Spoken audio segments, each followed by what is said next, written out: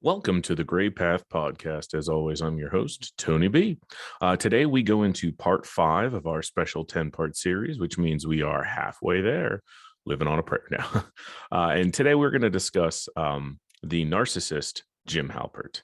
Now, for those who are not familiar, Jim Halpert is a character on the Americanized version of The Office, which is, in my opinion, probably the greatest sitcom show that's been on the air. I mean, it's a pretty contentious statement to make because there are a lot of really good shows out there, but I think The Office, in a lot of ways, really kind of stands above.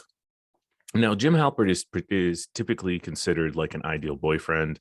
His relationship with another character on the show, Pam Beesly, is always being touted as like an ideal relationship. You know, he is a popularly, he's considered a loving, doting, attentive boyfriend who also keeps things fresh and interesting while being just this paragon of, what a good boyfriend is. Now, I disagree with that, and that's why I've decided to highlight him for this particular series that we're doing, because I think that if you don't even have to dig deeply. I think if you just scratch the surface of Jim Halpert's behavior, you will begin to see a dark underbelly. I think in a lot of ways, Jim Halpert maintains or holds a lot of narcissistic traits. Now, whether or not he's an actual narcissist, I'll let you guys decide that on your own. Now, for today's episode, I've kind of broke this into a couple of categories. The first category we're going to get into is going to focus on relationships. So Jim Halpert's relationships pre-Pam Beesly, Jim Halpert's relationship with Pam Beesly, and Jim's relationship with Dwight Schrute, who, again, if you're not familiar with the show, Dwight's probably arguably the most famous character on the show. Maybe if he's not the most famous, he's definitely tied with Michael to be the most popular or famous character on the show. And then the last section of the show, we're going to get into some final thoughts. We're going to look a little bit into what narcissistic traits really are. And then we're going to discuss, probably relatively briefly, whether or not Jim Halpert is a narcissist, or whether or not you yourself have encountered a narcissist in your travels, or maybe you yourself have some of these narcissistic traits. So it should be a fun episode. I'm looking forward to doing this. Without further ado, I'll just give everyone, a heads up. If you're not a fan of the show of The Office, if you haven't watched it, if you don't have at least a basic walking around knowledge, a lot of this episode may kind of fly over your head. I'm going to be referencing a lot of events from the show. I don't want to waste too much time providing a great deal of background, but I will do my best to at least introduce characters, give you a brief overview of who they are and how they fit into the larger Office universe. Without further ado, we're going to jump right into relationships of Jim Halpert pre-Pam Beesly. Now, again, Jim and Pam are kind of icons on the show. Their relationship is always touted as this wonderful example of what a relationship can be, but they didn't start the show together. It wasn't until the end of, I believe, season 2 that they finally even go on a date. So we're going to discuss here his relationships before he gets together with Pam officially. There's 3 people we're going to discuss. We're going to start with the first relationship we see Jim have on the show, and that is with a character by the name of Katie. Now, Katie is a traveling purse salesman or saleswoman. When she appears on the show, she kind of cold walks into the office and asks if she can post up in their conference room because she's selling purses. Now, when she shows up originally, Pam, who is the receptionist in the office, she kind of calls over to her boss, Michael, and says, hey, there's a salesman here. They want to post up in the break room or a conference room. I forget which one it was. And Michael says, absolutely not. But then he sees Katie, and she's a very attractive woman. So, we're not going to do the episode on Michael, but he is prone to do whatever attractive women say. So he allows her to post up in the conference room. Now, throughout this episode, Jim is clearly vying for Pam's affection and attention. They obviously clearly have a very close friendship, but you can tell it's very clear that Jim wants more. The problem with that is Pam, when we are introduced to her at the beginning of the show, she's engaged. She's engaged to a warehouse worker by the name of Roy. And Roy and Jim are very different in a lot of ways. Jim is kind of well, not kind of. Jim is a sarcastic ass. He's more of like he's more Ryan Reynolds to Bruce Willis, if you will. Like Troy is more of your athletic man's man, kind of just he's kind of portrayed as your typical alpha style guy, where Jim is more of a wisecracking, kind of skirts around the sides type person. So, as this is going on and Jim's affection for Pam is not being returned in the way that he likes, he decides to go into the break room, or I'm sorry, the conference room. He decides to go into the conference room where Katie is at, and he hits on her, uses his charm and crack some jokes. And by the end of the episode, he's giving Katie a ride home. Now, this, of course, affects Pam when she sees that he's giving Katie a ride home, because Pam also secretly is in love with Jim. But again, it's complicated for her because she is in a long relationship and she's engaged to someone who also works in the same building. Now, as Katie doesn't show up a whole lot, she kind of pops in and out, and she's referenced a few times in the show. But the next time that we see her, it is on they're sitting outside. It was on the episode where Ryan, who is an intern at this point in time on the show, Ryan Howard, he starts a fire accidentally in the break room by cooking a cheesy pita in a toaster oven on the wrong setting. And so for this episode, a fire erupts, and most of the office is sitting outside. So to waste time, Jim gets a conversation going about Desert Island. So what are the top 5 movies you bring to the desert island, or top 5 books, or what do you bring, this and that, time wasters, the kind of stuff you do with your coworkers if you're sitting outside because there's smoke inside. So he gets his conversation going, and earlier in the episode, you see him making fun with Pam, making fun of people who would choose Legally Blonde or a lot of these more vapid comedies. And he talks about how ha ha ha, it's funny, look at these stupid people, this is what they're going to choose. Well, later in that episode, Katie shows up to come pick up Jim to go to lunch with him, and he brings her over and says, okay, Katie, your turn, time to do your desert island movies. And she starts listing off Legally Blonde and all these other movies that Jim had just 10 minutes earlier in the episode been making fun of people about, been making fun with Pam about people who would choose these type of things.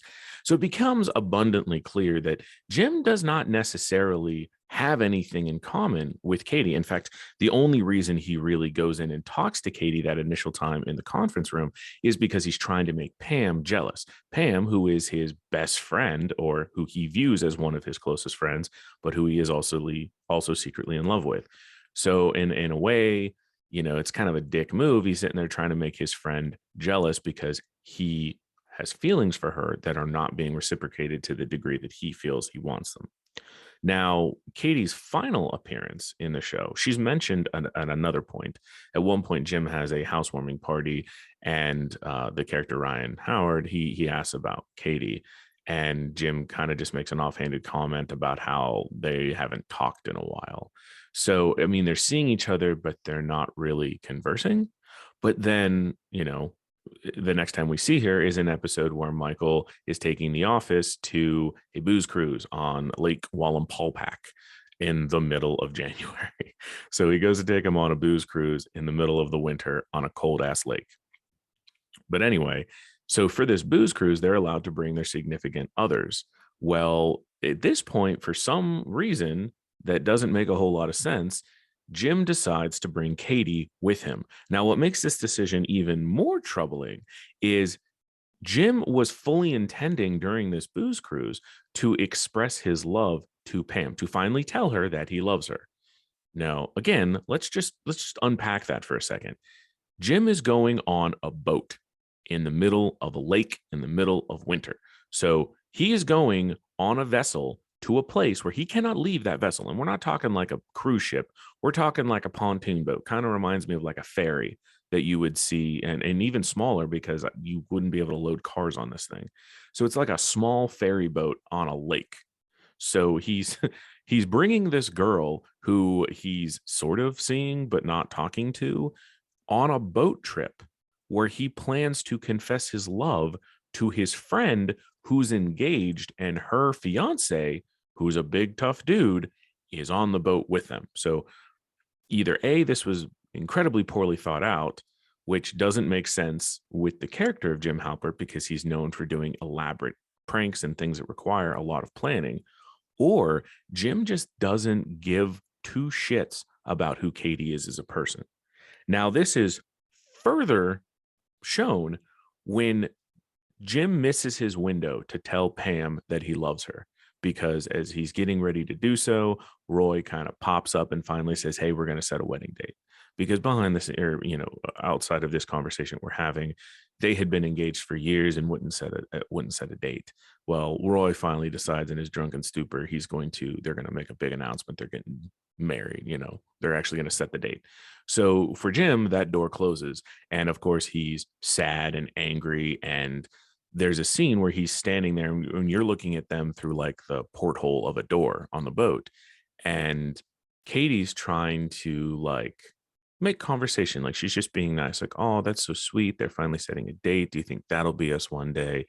And Jim, in this fucking just cold hearted, clearly doesn't give a shit about her, goes, "No, that won't be us." And she, of course, at that point had clearly been seeing he'd been acting weird for a while. And she goes, "Why did you even bring me on this?" And his response is, "I don't know. We should break up." And he just discards her. I mean, literally, that's the last time we see her on the show. She's just discarded like an old pair of socks. He clearly doesn't care about her. He brought her. For all intents and purposes, she is a prop to him.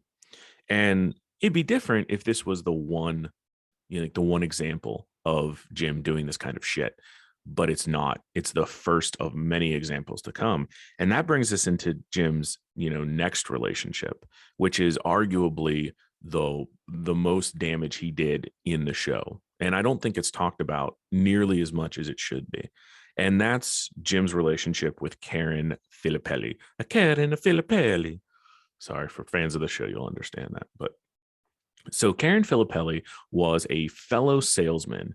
So we're going to get into some of these details when we start talking about Pam, but some things happen between Jim and Pam, and Jim decides to leave the Scranton office of Dunder Mifflin, which is the company that they all work at, and goes up to the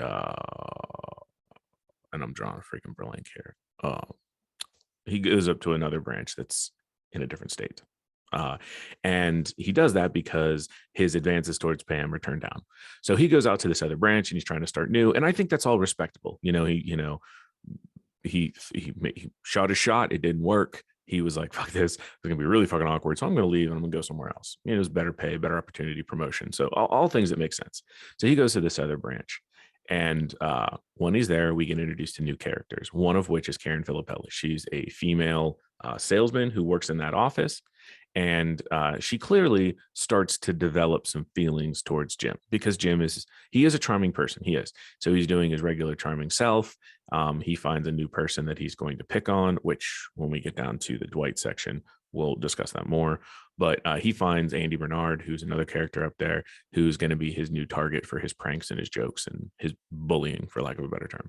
But Karen's there. Karen sits behind Jim, and it's, the only ones we ever really see are Jim, Karen, and Andy as the salesman there.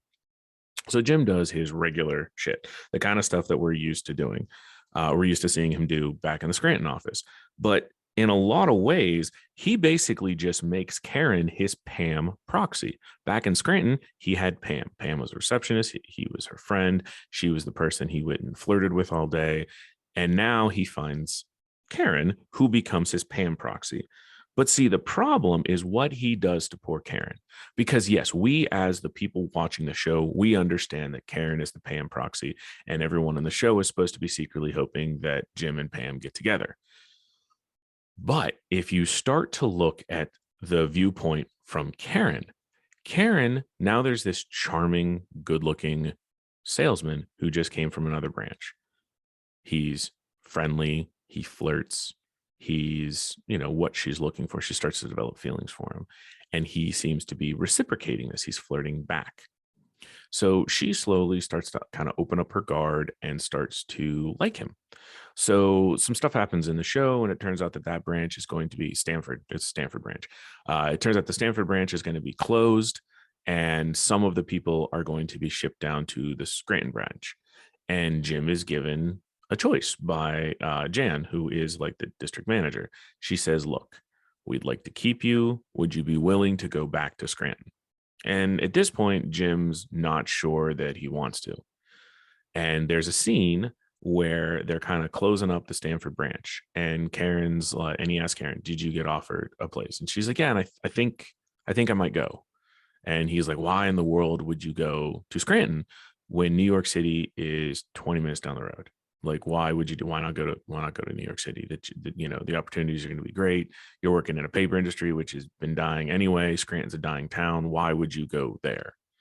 And she's kind of like, "Oh yeah, I guess that makes a point." Well, then Jim decides, fuck it, he's going to go back to Scranton.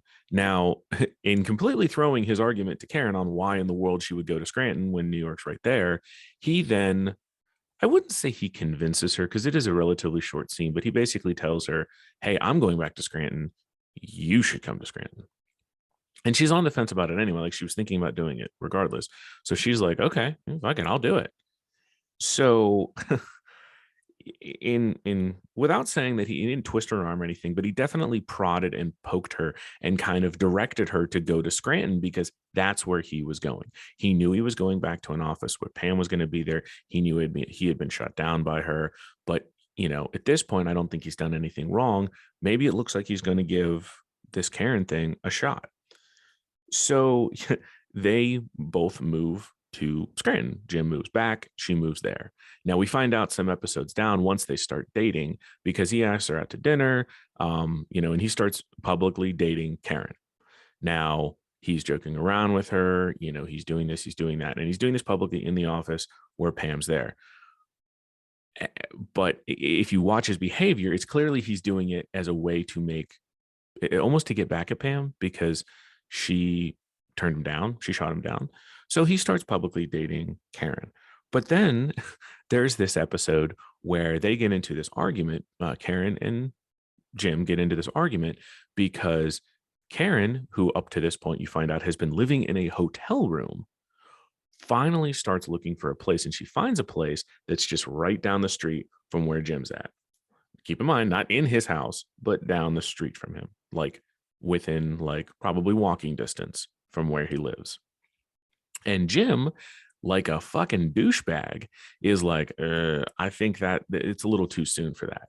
Now, again, for those not following along, Jim says that it's too soon for her to move into a completely different house that just happens to be in a relatively close proximity to his house. That's too soon.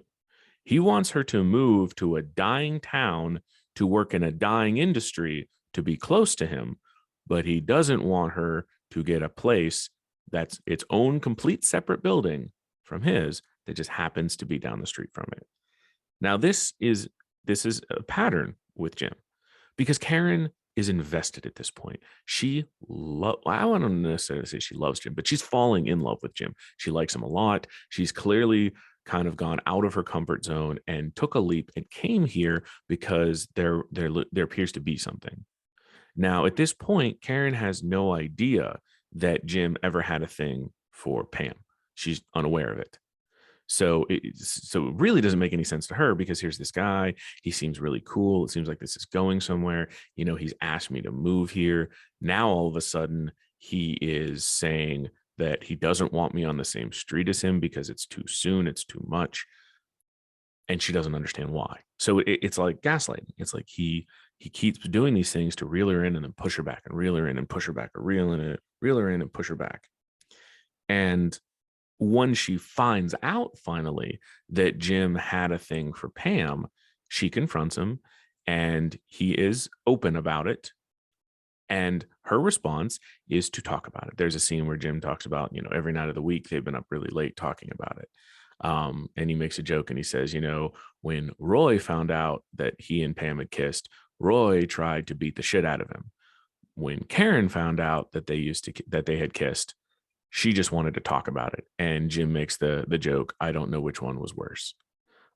Or No, I'm sorry. Jim doesn't make that joke. Pam makes that joke. But the joke is made that to Jim, they're both equally torturous. But if you stop for a second, Karen's reaction is what a loving girlfriend, well, like, or what a loving person, that's a great mature reaction. She finds out there is a past between Jim and Pam. And now, granted, Jim didn't tell her about it, and that's some sketchy shit. But she also acknowledges that it was the past. So, and that's a good move on her part, because a lot of people may have just been like, well, what the fuck? You didn't tell me, and blow it all out of proportion. Karen wanted to talk about it. She wanted to have conversations that she could feel more secure that their relationship is not going to be destroyed or damaged based on this prior affection that Jim had for Pam. And Jim, he clearly doesn't like the fact that they keep talking about it. He's not okay with it. Then we move on to there's an episode, the beach episode, and we don't need to know what's going on in the episode. What we do need to focus on is Pam has like a moment of clarity for herself, one of those self-discovery moments where she does a coal walk when no one else would. And she does it by herself. No one even watches her do it, but she does it to prove something to herself. And she's kind of riding high on that adrenaline of being able to push herself, beyond what she thought she was possible. And she confronts the office members in front of like their little campfire. And she says, hey, you guys treat me like shit. I don't understand why. I'm always nice to all of you guys. I don't understand why you guys treat me this way. And then she singles out Jim and she says, look, Jim, I miss you. I miss having fun with you. I miss laughing with you. I miss my best friend. And she does do this right in front of Karen, which is a very awkward thing to do because, Karen and Jim are together. And she doesn't come out and say she loves Jim, but she clearly comes out and expresses how shitty she feels that like Jim's back. They don't even barely talk anymore. And she feels like she lost her friend. So, I mean, it's an emotional pact, and it's good for me. It's a good for Pam moment. She finally stands up for herself, and then she kind of wanders off. Now, during that episode, that's about all we really see. But then we kind of, I think it's the very next episode, or right in the beginning of the very next episode, you find out that that right after that confrontation, Jim went off alone with Pam and has a conversation with her down by the water of the lake. And if you think about that, because they don't spend a whole lot of time with that, the whole point of the scene is to kind of show the viewer that, look, they did have a conversation after this confrontation. But Jim, so let's put ourselves in Karen's shoes, because this is another situation where Karen is just like, I mean, imagine how devastated she must feel. So she's already like, at this point, she already knows that Jim had a thing for Pam. She doesn't necessarily know if Pam has a thing for Jim or had a thing for Jim, but she does know about the kiss. She knows about the turn down, like when Pam turns him down, and they've had these long talks. Now they're at, supposed to be a fun office day, and now this confrontation occurs, and it occurs in front of everybody, not just in front of Jim, not just in front of Karen. It occurs in front of everybody. And she's already like concerned with her relationship with Jim because of all these things. That's why they've been having these long talks. So Jim, who should be aware of this, he's clearly an intelligent person, would be aware of all of this. He is going to leave Karen and say, hey, I'm going to go off on my own and talk to this girl who just basically professed her love to me right in front of everybody. Oh, by the way, as I've already told you, I have a thing for her. Imagine how Karen feels. She must have felt like just useless. I mean, this is what, number 3? This is, or at least number 2 on how Jim has a way of using people. And I do think at some point he did have some feelings for Karen, but he didn't respect her enough to treat her like an adult. And this kind of culminates in how they break up. So the breakup of Kim and Jim, or I'm sorry, of Karen and Jim happens off screen. We don't actually see them break up. And in fact, if you put together the chain of events we do see, it's a little fucked up. So long story short, Karen and Jim both go to New York to interview for this position that's opening up at corporate that they both want. There's only one position and they both want it. So they go, and that's the whole point. And you see throughout the episode, they go and they have like, it looks like a nice, fun little evening together out in New York. They go and they go see part of a play. They go to dinner. It looks like they're having a fun time. And then they go the day of, they go into interview. And Karen interviews before Jim, and she does an interview, and then she comes out, and then they're sitting there together in the lobby waiting for Jim to do his interview. And Jim says, again, I don't know if he was trying to be a nice guy about it or if he was just being like pragmatic, but he was like, hey, this is probably going to take a while. You don't have to sit here. We can just meet up when this is done. And Karen, seizing the opportunity that was presented to her, says, okay, great. I'm going to go meet some friends. Fantastic. Best of luck. And I'll talk to you, I'll talk to you when it's done. Now, before Jim goes and interviews and does his interview that night, when they're walking around New York, Jim and Karen says, like, look, if you get the job and I don't, I'll move here to continue this relationship, because it clearly means a lot to her. So Jim goes in and he does the interview. And when he's opening his little manila folder to get out like his sales stats so he can present them to the CFO who he's interviewing with, out falls a little note that was written by Pam. And it's really sweet. And it says, hey, don't forget us when you're big and famous. And, as a viewer, we watch and we can clearly see that affects Jim. But then in like the very next scene, we see Jim driving the whole way back to Scranton and asking Pam out for dinner. Now, it is important to note that they clearly show that, because they reference this multiple times, and going to a map would ultimately confirm this as well. Scranton and New York City, it's not like they're a 15-minute drive between the two. It's several hour drive from Scranton to New York City, where they were interviewing at.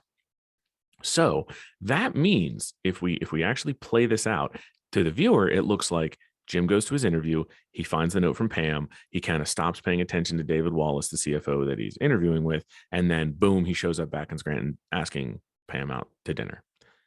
But in reality, he would have had to finish the interview. So, between, let's say, half an hour to an hour more to go. Then he would have had to immediately got into a vehicle and driven back to Scranton.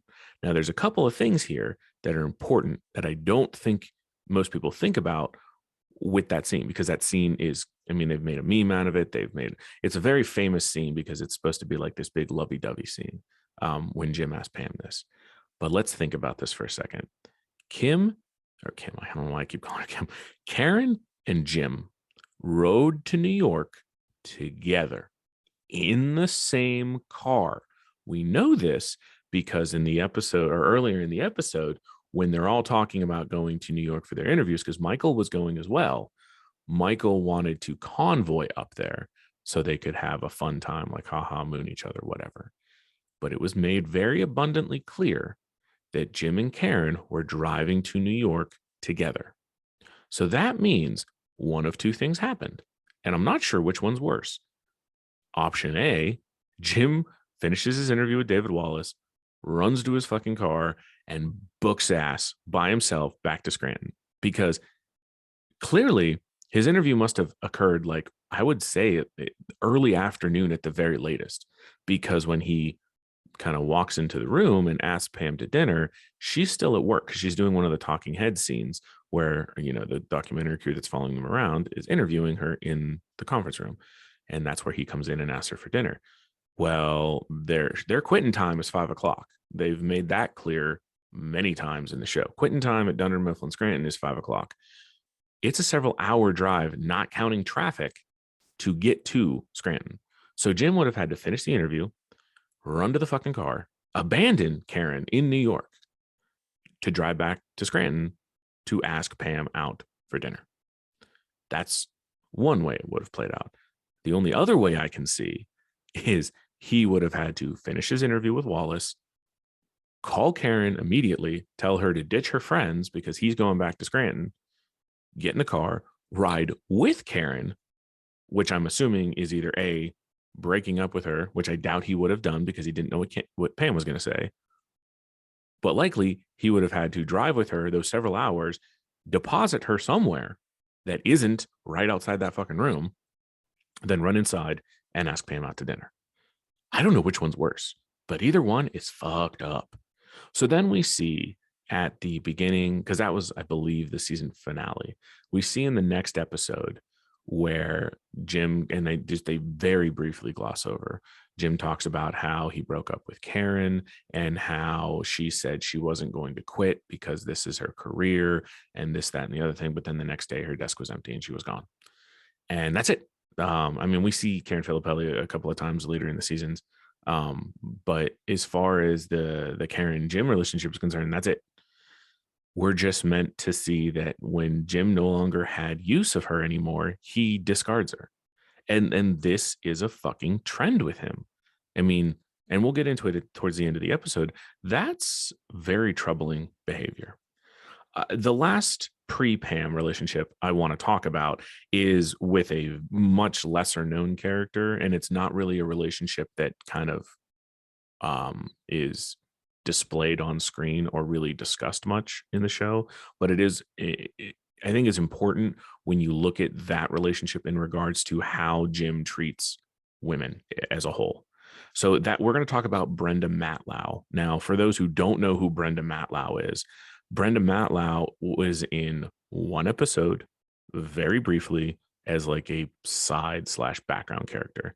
She was on the boat episode. So the awkward episode we talked about where Jim brings Katie along and dumps her and Roy sets the wedding date with Pam.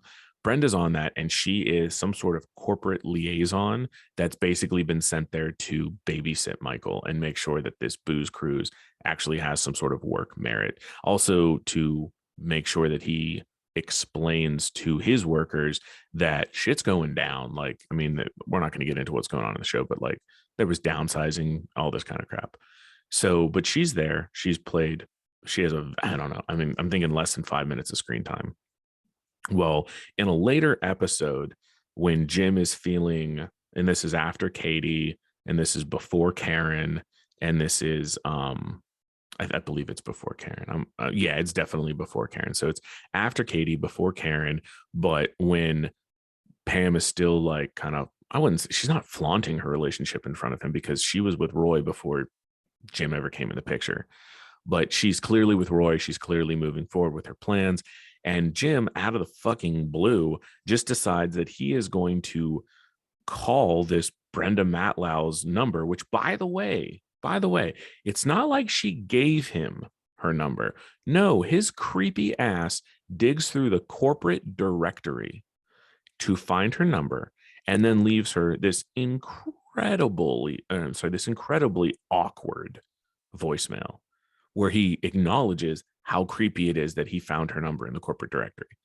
And we don't really see what goes on in that. They kind of hint, just through some side chatter throughout various episodes, it kind of hints that they may have gone on a date together, but we never see them together. We never actually see that actress that I'm aware of. We don't really see her in the show anymore. But the reason I bring it up is Jim only reaches out to her when he feels like he's alone, when he feels like there's a void, or if he's trying to fill that Pam hole in him. So these are all troubling behaviors. Now, this is all pre-Pam. Okay, this is all pre, Jim and Pam getting together.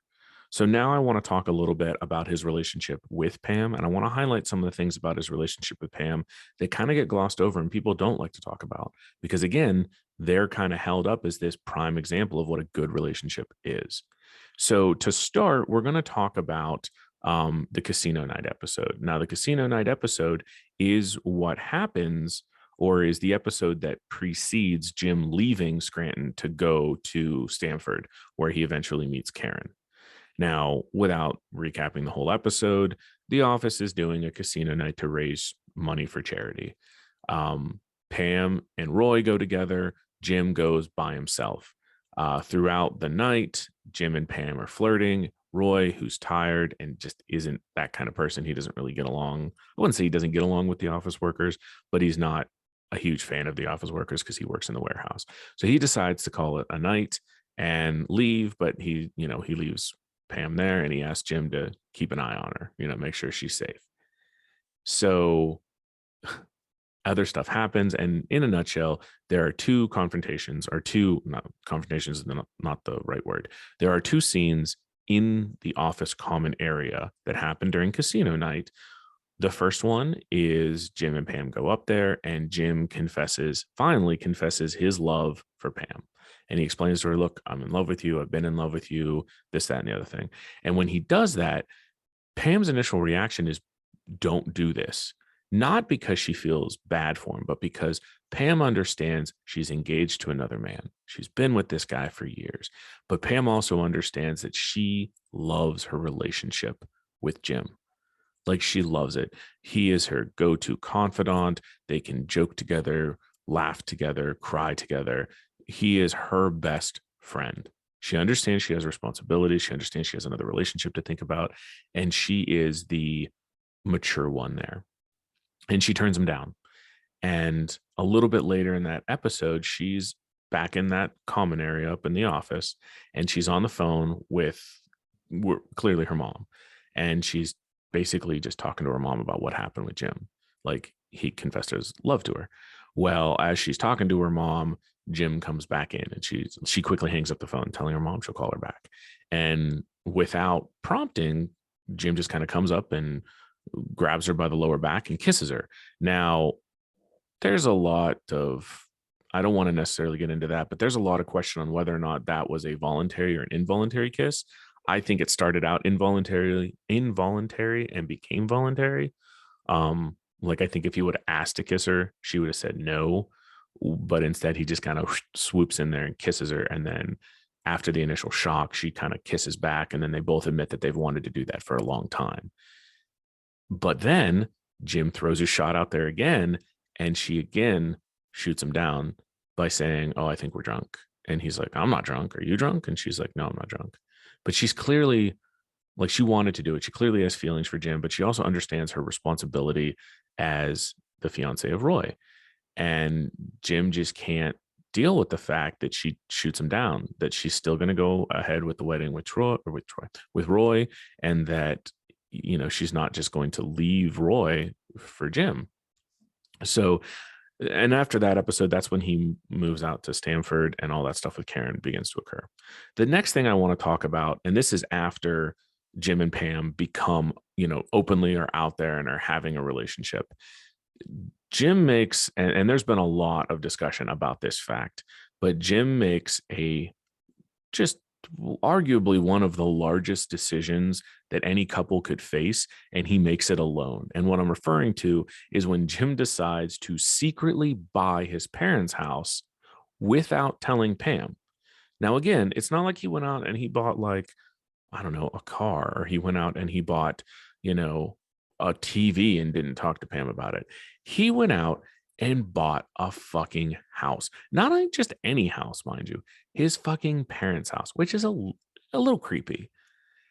And he wants to surprise her with this house that she's already been to, because when he unveils her, because he drives her blindfolded to the house, and then when he unveils her, she's like, why are we at your parents' house? So she's been there. She knows his parents. I mean, it would make sense that she's been there. They'd been together for a while. They obviously were living together. You know, she'd clearly met his parents before she knew this house.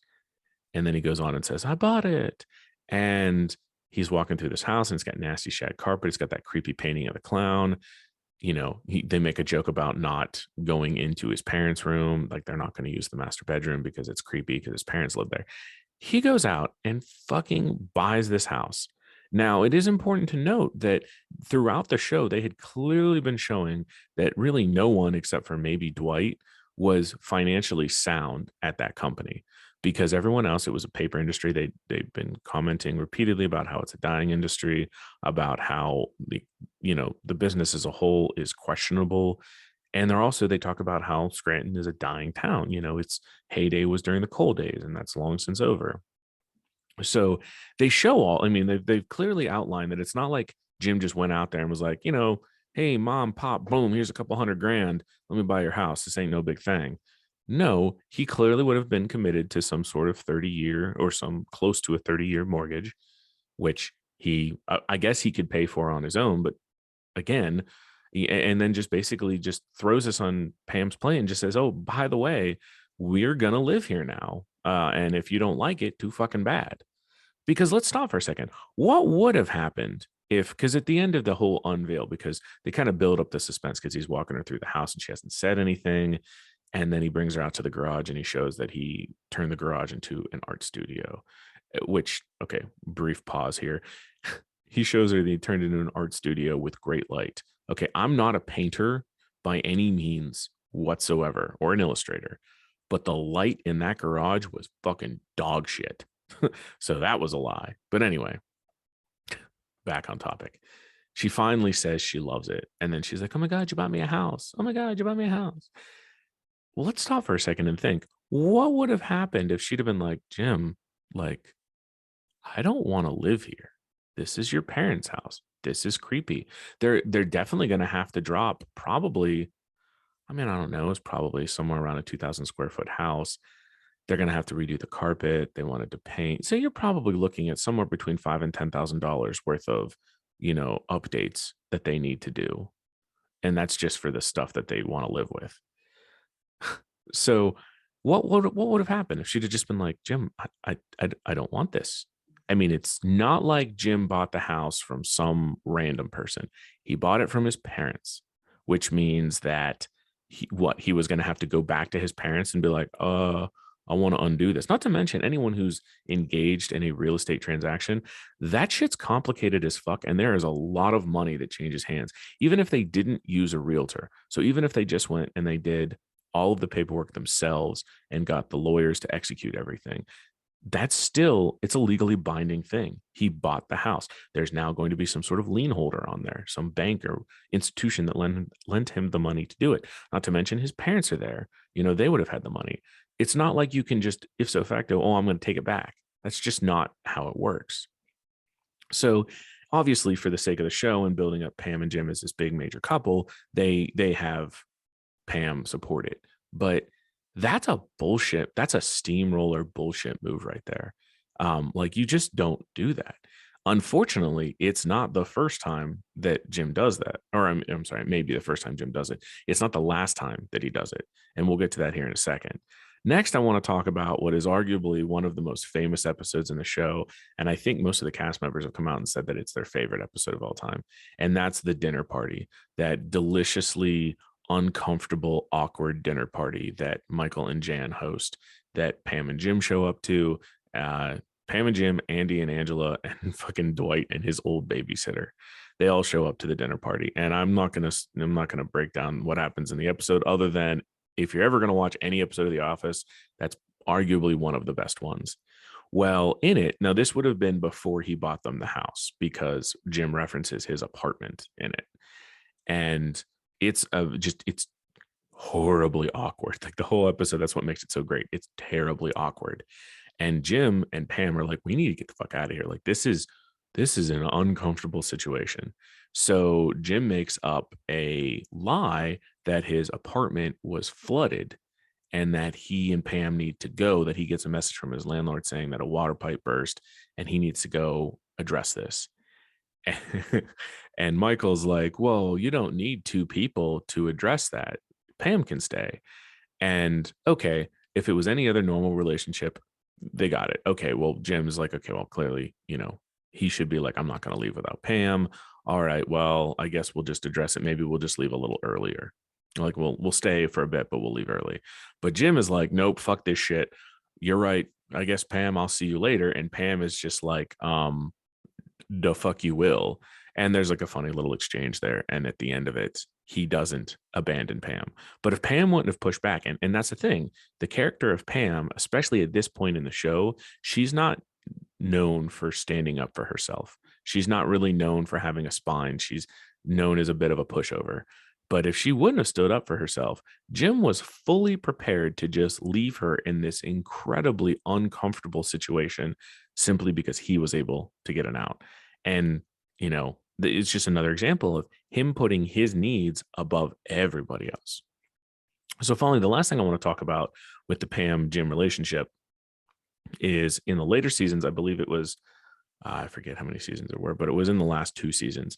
Jim gets an opportunity to start a business with some buddies from college called Athlete. Later becomes Athleap. But the whole concept of the business was basically it's going to be sports marketing where they bring the sports stars in on it. But the big thing is this idea was out in Philadelphia. Now, he lives in Scranton. Scranton and Philly are not that far apart. I didn't Google the distance, but I want to say it's probably like an hour to an hour and a half distance between the two. So it's not terribly far, but far enough. Now, keep in mind, at this point in the story, Jim and Pam have 2 kids together. They're married, they have 2 kids together, and this opportunity presents itself to be part of this business. But to be part of this business will require Jim to invest. And they show throughout and like the talking head segments, they talk about how it is a nice opportunity and that they're willing to invest a little bit of money, but they're not going to bet the farm on this because one, it's out in Philly, and what good is that going to do because Jim's all the way here in Scranton, and just because money's tight, they have 2 kids, they have a house, they have this fucking house that they're still paying on, like, so they basically make the decision is made to not invest anything further. Well, in what is not much of a shocker, Jim secretly decides to go all in and pours their whole savings into this endeavor. Now, I know this episode is showing the dark side of Jim. I will say, to kind of defend him for a second, if you will. Like, first of all, let's preface it by saying you just don't do that. If you're married and you have shared finances, you don't do that. If the agreement was that you're just not going to invest it, then as much as you may individually want to, you don't, because it's joined money. You've got kids to worry about, a house, etc. I will say, as someone who has taken those leaps in my life, I get it. I get why Jim did it. It doesn't make what he did right, but I do get it. When opportunity knocks, oftentimes you have to seize it, even though it's going to be terrifying, even though it's going to be scary, and even know that there is a legitimate chance that you could fail. The best advancements my life has ever made have come from those close my eyes and leap moments. So I get it. I get why Jim did it. He believed in it. He thought it was the next level. He knew that he had really climbed as far as he was going to climb in his career as a paper salesman. And this opportunity, this once in a lifetime opportunity, presents itself and he seizes it. So it's not right what he did to Pam, because he steamrolls Pam. He just does it. She says no, and they can't, they agree. I should say they agreed to no. It's not like she put her foot down and she made the decision. It was, they talked about it and he couldn't really address her concerns. So they both agreed that it just wasn't going to be worth taking the risk. But he steamrolls right over it, does it, and then doesn't even tell her for a while. Like, it's not like he did it and then called her and was like, "Oh, I'm sorry, babe. I went ahead and I pulled the trigger on this." No, he fucking, a lie. I mean, it's a lie by omission, but he lies to her and doesn't tell her he does it. So again, he puts his own desires above her own. Although I will say, for that particular example, I don't know that it was 100% just him putting his own desires, or as much as he saw an opportunity that knew that if it worked, it would benefit the whole family. So that one I'm a little more gray on. The last thing I want to talk about in the relationship, which is kind of a glimpse behind that charming veneer that is Jim Halpert, is there's a scene in the last season where Jim is moved out to Philly, where he spends at least half his week in Philly, which, let's stop for a second and realize that, again, like, I understand you sometimes to grow a family, sometimes to level up, you have to make sacrifices. Jim's not really making a sacrifice when he moves to Philly, because he gets to go out there, work his dream job, hang out with his buddies, hang out with sports stars, and Pam is left at home working full time and still trying to take care of 2 kids on her own. It's not easy. Well, anyway, there's a scene where their daughter, Cece, has a recital and she's super excited for it. It's this big thing and Jim's to be there. Well, a crisis occurs at work and he can't make it. So he asks Pam to please record it so he can see it, because Jim does love his kids. And long story short, Pam fucks up. She didn't do it voluntarily. She accidentally didn't understand the controls of the camera on her phone and fails to record. She thinks she's recording this recital, but it turns out she doesn't. And that happens. Shit happens. Technology, I mean, case in point, this is, part 5 of this 10-part series. And technically part 4 still hasn't been released yet as of this recording, because I ran into a technical issue with my Dennis Nedry episode. So that got pushed a little bit. Technical shit happens, even by people who know what they're doing. Pam made a mistake. She went to record it. It didn't record. But she calls Jim, and this is done at the end of the episode. She calls Jim and starts talking to him about like her good day. And Jim is like, oh, well, I've had a shitty day. It's been a bad day at work. Go ahead and send me the recital. And Pam goes, oh, I fucked up. I accidentally screwed up and I didn't record it. And that should have been that. Like, I get it. Jim had a shitty day. But the reason Jim didn't see the fucking recital is because Jim put work before family, which does happen sometimes. We don't live in a perfect world. But where the real colors of Jim comes out is right after that, he lashes out like a fucking asshole at Pam and puts all the blame on her. Like it's somehow her fucking fault that he didn't get to see the recital, even though he was supposed to be there. It's again, this case where he doesn't really seem to have any compassion or empathy for anything that doesn't directly relate to him. So that's all I'm going to talk about regarding their relationship. There's a lot there, but those are the big highlights I wanted to point out. Now we're going to talk about what is arguably I guess one could say the second biggest relationship in Jim's world, and that is his relationship with Dwight Schrute. So Dwight is the leading salesman at the paper company. They kind of have a very like they're enemies, but they're not kind of relationship. But Dwight is the perfect contrast to Jim's character.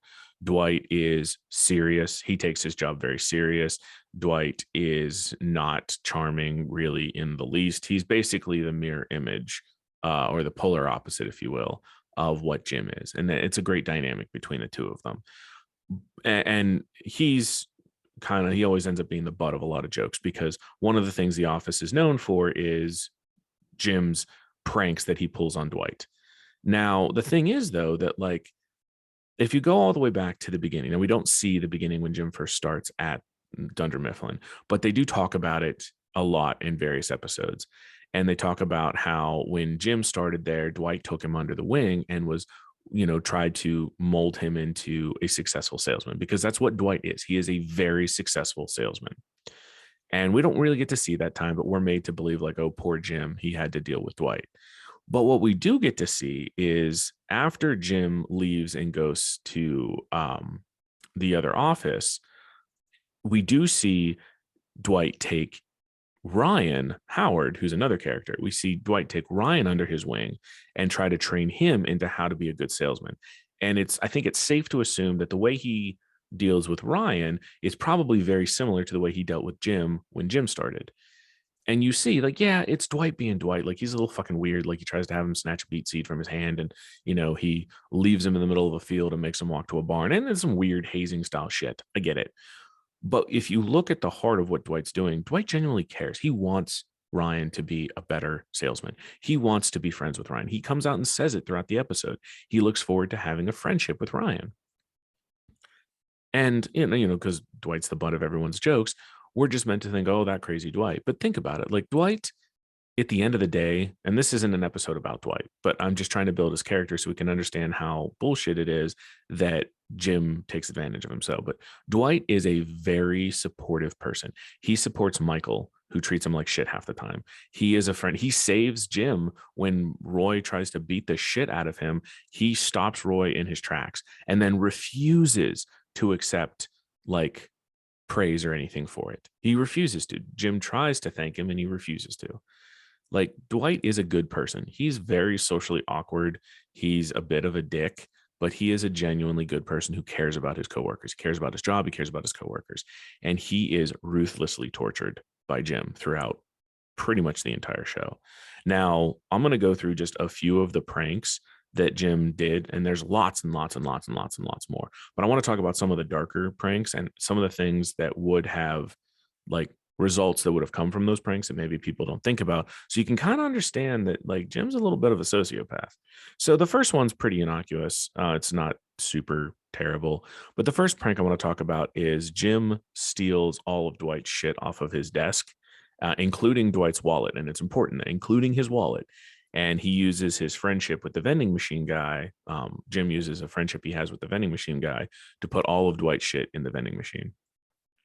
So at first, it almost seems way more diabolical, because at first Dwight's like, how the fuck am I going to get my stuff out? Like, he's like, oh, I'm going to go get my wallet. Then he can't find his wallet, and he realizes his wallet's in the vending machine too. So Jim gives him a bag of nickels and tells him, have at it. Now, first of all, that's fucking stealing. Like, Jim straight up stole Dwight's shit. No office knickknacks, whatever. That's kind of funny. But stealing his wallet and sticking his wallet in there, like, that's a little shitty.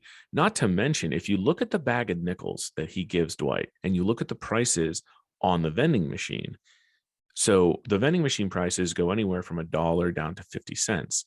Well, there's 20 nickels in $1. That's 10 nickels for 50 cents.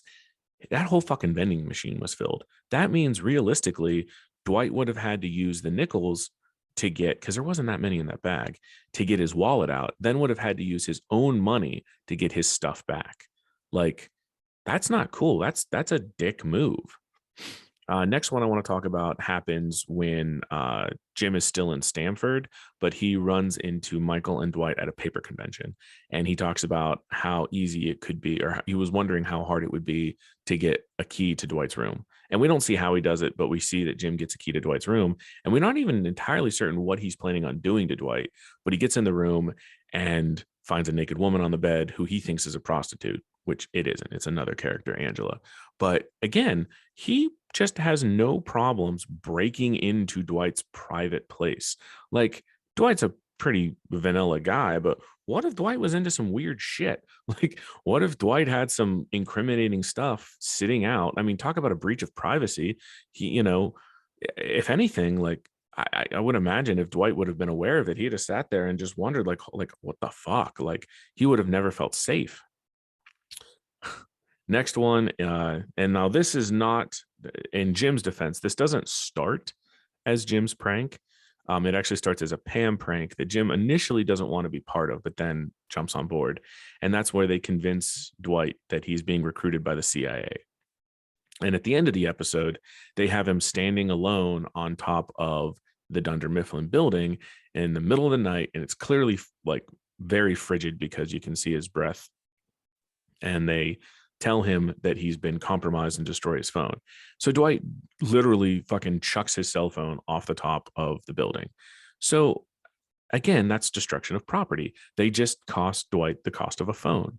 Not to mention, he drove all the way, because Dwight lives on a farm, so he drove all the way into Scranton in the middle of the night. And then what? Like again, it's like they have no compassion. He has no compassion whatsoever for Dwight's feelings. Next one is the red wire, which is a pretty funny one. Jim finds 500 feet or 5,000 feet, I forget. He finds a large amount of red wire. So he decides to fuck with Dwight by taking this red wire, tying it into the back of his monitor, runs it through the whole fucking office, and then runs it up a utility pole. And at the end of the little scene about the prank, you see a talking head segment where it's Jim talking into the camera, and you see behind him through the window Dwight climbing up this utility pole. Now, yeah, Dwight's a man's man as far as like he's good with tools, he's good with all kinds of stuff. So it's probably easy to say that Dwight's probably aware of what goes on a utility pole. But let's stop for 1 second. He could have killed Dwight. Dwight could have fallen. Dwight could have touched something that was charged. Like, Dwight could have gotten in trouble with the cops if they would have seen him climbing up a fucking utility pole. Like, he could have got splinters and gotten infected. There's all kinds of stuff. He put Dwight at risk for that. And his only response was, well, I made it up there safely. Like, that's fucked up. That's some fucking sociopathic shit there. There's one prank that they kind of do an offhanded comment on, which is Jim convinces Dwight that Dwight won a walk-on part on the show NCIS. So Dwight fucking he buys a goddamn plane ticket to go all the way to California because he thinks he won a walk-on part on a show that he loves. So again, I mean, that's Dwight dishing out hundreds of dollars for a flight, taking vacation time, putting his job at risk, not to mention any sort of legal ramifications, because it's Dwight. So he's going to get there. And if they're telling him, no, you don't, like, this doesn't exist, Dwight's probably going to push back a little bit because it's Dwight. There's the Velcro suit prank, which again, funny to watch as a viewer. It is funny to watch. But basically, what happened was Jim found out where Dwight got all of his clothes tailored. He ordered a suit that looked exactly like his suit, with the same sizes and measurements and everything, but made as Velcro tearaway. And then in the middle of the parking lot, rips all of Dwight's clothes off. So the reason I bring that one up is okay. So, first of all, what if a cop would have driven by? That's public indecency. Dwight could have been in some serious fucking trouble for that. What if Dwight was freeballing? Like, we see Dwight wearing tidy whities, but what if he'd have just decided to let the boys swing free for the day? Like, that would have been public nudity. Like, again, no compassion. What about just the embarrassing factor? Like, imagine how that would make Dwight feel. Like, what if Dwight has issues with his body and now all of a sudden he's naked in front of everybody? Like, it just shows a complete lack of compassion or lack of empathy, and he just doesn't fucking care. He does all this shit. Jim does this stuff because it's funny for Jim. And we know that that's the case because when Jim goes to Stanford and he starts pranking Andy, he's doing the same tired pranks to Andy that he'd already done to Dwight because Jim wants attention. He finds it funny and he likes getting the attention of people around him. Well, every time he's tried to prank Andy, it has not ended well, but yet he keeps doing it, which again is just a sign that Jim is just attention seeking. And then well, there's two more, but the final prank that I want to discuss as far as like the ramifications for Dwight is in the last season, Jim convinces Dwight, who had bought the building that Dunder Mifflin leases from, he convinces him that he has a major wiring issue by putting a bag of microwave popcorn with one kernel popped, and he puts it in a place like to basically he tries to get Dwight to believe that there's electromagnetic radiation from the wiring and that it's an unsafe working environment. And he does it because he's trying to get the week off of work. But again, it would have been at Dwight's expense because Dwight owns the building, but Dunder Mifflin leases it from him. So Dwight would have been responsible for paying Dunder Mifflin, whether it would have been lost wages, whether it would have been discounting what they have to pay on their lease, doesn't matter. It would have come out of Dwight's pocket. Well, Dwight kind of, without going into all the details of the episode, Dwight kind of gets the upper hand in that one and basically just buys a temporary workspace, like a work bus, so that he wouldn't have to discount their lease or their rent or whatever. But again, okay, so with what I do for a living, let me tell you, that would be tens of thousands of dollars that he would have cost Dwight, not just in having to, prorate the lease, but also renting the temporary workspace and the cost of actually rewiring a commercial building. I mean, he could have been looking at anywhere from $10,000 to $100,000, depending upon the extent of it, and all for a fucking prank. Like that's some diabolical shit. The last prank I want to talk about is more of where the tails turn, but again, on how as viewers we're meant to view Dwight as like a villain and Jim is sympathetic, and that's the snowball prank. So that starts as a pretty simple, when it comes to Jim, a pretty simple prank. It was Christmas time. Jim looks out the window and says, "Oh, look, it's snowing." And Dwight, just being Dwight, is like, "That's not snowing, it's dusting. Like, quit being a jackass, Jim." So Jim, because he was like, "What the fuck," walks outside, collects a bunch of the little like dusting of snow, if you will, into a snowball, walks in the office and chucks it and hits Dwight straight in the fucking face with a snowball, which is kind of a dick move. You could have hit him in the chest, could have hit him in the stomach, could have hit him in the arm, could have just tossed it onto his desk. The hundreds of things you could have done. Keep in mind, Dwight wears glasses. He fucking chucks it right and smacks him right in the face in front of everyone with a snowball. And Dwight takes it personally. He immediately says, what the fuck? Like, apologize to me right now, because he's embarrassed because he just made to be look a fool in front of everyone. And Jim, being that smirky little dick, was like, "Nope, not going to do it." So then Dwight says, "Okay, well, I challenge you to a snowball fight on the first real day of snow." And as the episode goes on, Dwight basically psychologically terrorizes Jim because he finally has the snowball fight, but he gets the one up on Jim because he lures Jim outside, locks the doors behind him without him knowing about it, is hiding in a fucking snowman, and pelts Jim just demolishes Jim with these snowballs, and Jim's bleeding, and we see a talking head segment where Jim's like, I feared for my life, and we're made to feel bad for Jim. Well, throughout the rest of the episode, Dwight just continuously hits him, surprises him, and smacks him with snowballs. And then at the end of the episode, he basically tortures Jim Jim walks outside, and there's an entire parking lot full of snowmen, and Jim is freaking out, and he attacks all the snowmen, trying to figure out which one Dwight's hiding in. And then you find out all along Dwight's just standing on the roof, and he says his iconic line, which is, sometimes the greatest snowball of all is fear. Merry Christmas. And it's funny because as a viewer, we're supposed to think like, oh my God, Dwight's a fucking psychopath. But if you stop for 1 second and look, all Dwight did was basically give Jim a taste of his own medicine. Like, we got to see the pranks from the other side, because how Jim reacted to these pranks is in a lot of ways, I'm sure, how Dwight reacted to the hundreds, if not thousands, of pranks that Jim has pulled on him over the years. But we're made to look at it from a different view, where we're like, oh, Dwight's a psycho and Jim's just harmless fun. It's not harmless fun. Look at a lot of the pranks we just talked. None about that is harmless.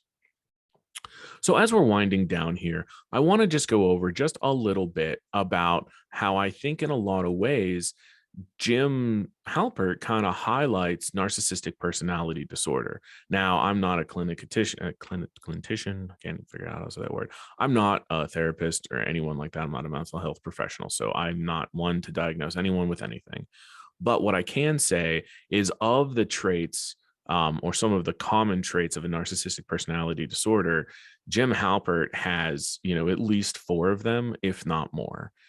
So the traits, or some of the most common traits, are grandiose sense of self-importance, lives in a fantasy world that supports their delusions of grandeur, needs constant praise and admiration, sense of entitlement, exploits others without guilt or shame, and frequently demeans, intimidates, bullies, or belittles others. Now, Jim's got a lot of these. Jim definitely has the grandiose sense of self-importance. I think that's the case with how he treated Pam, like what we talked about, buying the house without her permission, investing all of their savings into Athlete. Those are all things that were done because Jim views himself as more than Pam. Like, he is more important than her, which is why he feels empowered to do that. I think the greatest example of his grandiose sense of self-importance, though, is the pranks he pulls on Dwight. And again, just take a look at the snowball example we just talked about. When you put the shoe on the other foot and you get a different perspective of what these pranks are like, it becomes pretty clear that Jim Halpert thinks he's the cat's pajamas. He definitely believes he's better than everyone else. He believes that he is this super important person. I mean, he slacks off at his job all the time, and he's proud of it. And he still does well. I mean, he's not Dwight level of a salesman, but he clearly thinks he's important enough that he just doesn't have to try. A sense of entitlement. Again, same thing with the job performance that I just talked about. It's kind of, again, same thing with Pam, him putting his own desires and his own needs in front of Pam and his other girlfriends. Those are clearly signs of entitlement. Jim thinks he's owed something. When Pam turned him down the first time on casino night, he obviously felt that he was entitled to a kiss. So he came in and he just took it. That's borderline sexual assault right there. The pranks. I mean, Jim thinks that it's important, or he enjoys basically torturing Dwight because his amusement is that seems to be more important than anything else. He feels he's entitled to doing this. This constant praise and admiration, that's 100% Jim Halpert. Because again, look at whenever he was pranking Andy up in Stamford.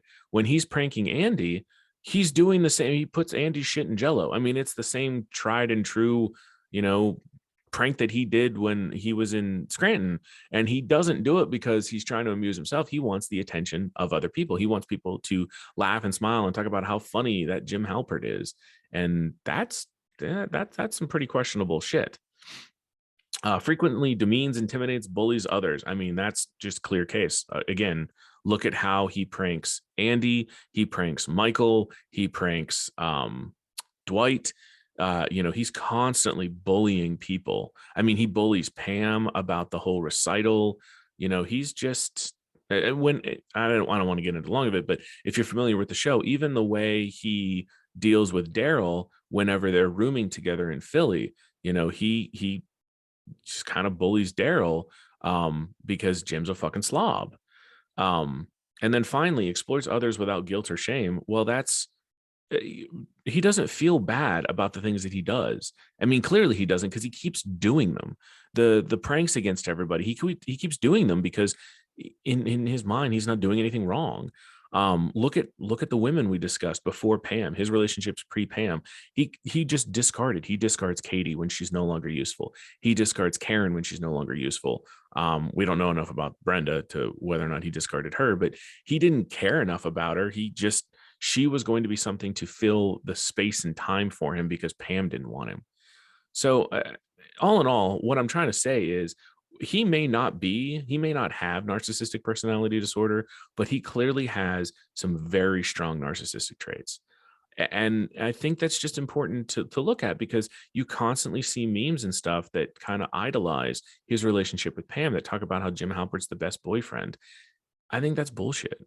I think if you want to see a strong relationship in the office, some people come back and say, oh, well, Michael and Holly. No, I think they also are pretty toxic, or started out pretty toxic. I think the best relationship in the office is Bob Vance and Phyllis and Bob Vance. I think they have a great example of what a relationship is. They love and they care about each other, and they support each other, and the passion's there, and they accept each other for who they are. So in my opinion, the super couple in The Office is definitely Phyllis and Bob Vance. So that's everything I've got for you. This was a little bit of a longer episode, but I'm a huge fan of The Office. I like it. I felt there was a lot to talk about there, and there's a lot to think about. Think about your own relationships. Think about yourself. I mean, I can tell you there's a lot of narcissistic traits that I have displayed over the years, and I've thankfully grown out of a lot of them. And I've definitely been with people who have those narcissistic traits. So I feel like I've seen both sides of it, and just kind of be on the lookout and think about that kind of stuff. And, just understand that with every shining paragon of goodness or perfectness, don't be afraid to scratch a little bit at the surface and see what's beneath. I mean, with Jim Halpert, you don't have to dig to find his darkness, his dark side. You just have to scratch haphazardly at the surface. So I hope you've all enjoyed this. Next week, I will be digging into Thanos, which is, I think, going to be a great episode for me, because I actually agree with Thanos from the Marvel Cinematic Universe. We're going to look at, because he's obviously viewed as this big, big bad villain, we're going to look at the flip side of that, which I'm really excited for. And now, if you're listening to this episode as it's being released today, which is December 27th, I still don't have the Dennis Nedry episode up. Just to give you guys a little hint on what happened there. Whole episode was recorded. I have a guest on for it, JD Donnelly. She's an artist. She's been on another episode of mine, and it was a fan-fucking-tastic episode. Well, when it came time to run it through Audition, get it cleaned up and stuff, turns out that for some fucking reason, the audio never recorded. So I've got a video which has no sound to it, and I have no audio. So JD and I are going to get back together either this week or next week, get that thing re-recorded, and then I will release it. I'm just going to release it as soon as it's ready, because it should have been out last week. Hope everybody had a great holiday season.